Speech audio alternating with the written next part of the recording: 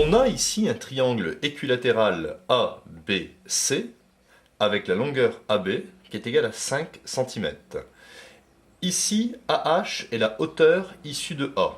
Et nous avons ici un angle droit. L'angle AHC est un angle droit. Ainsi que l'angle AHB d'ailleurs. Il faut évaluer le produit scalaire AB scalaire AH. Je vais donc écrire que c'est, d'après la formule, la longueur de AB fois la longueur AH fois le cosinus de l'angle entre les vecteurs AB et AH. Donc il me faut ici tracer les vecteurs AB et AH, donc je les fais ici en vert, AB, AH, et mettre en évidence ici l'angle AB, AH.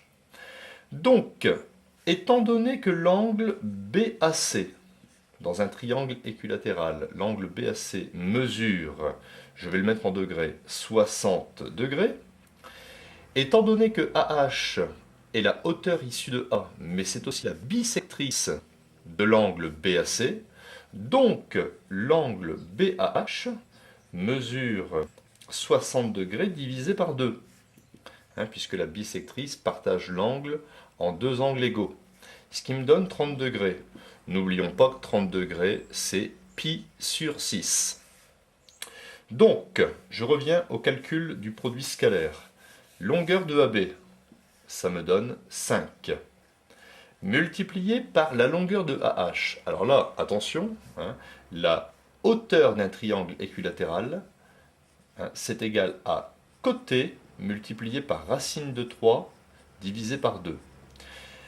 En sachant que le côté mesure 5, donc la hauteur de ce triangle équilatéral sera 5 racine de 3 sur 2. Donc ça c'est une petite formule que vous pouvez connaître éventuellement.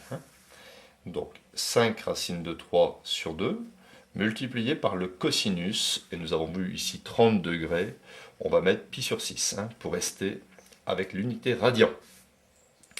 J'obtiens 5 fois 5, 25, donc 25 racine de 3 divisé par 2, et le cosinus de pi sur 6, c'est racine de 3 sur 2, en valeur exacte. J'obtiens donc racine de 3 fois racine de 3, ça fait 3, 3 fois 25, ça me fait 75, et 2 fois 2, ça me fait 4, donc 75 quarts.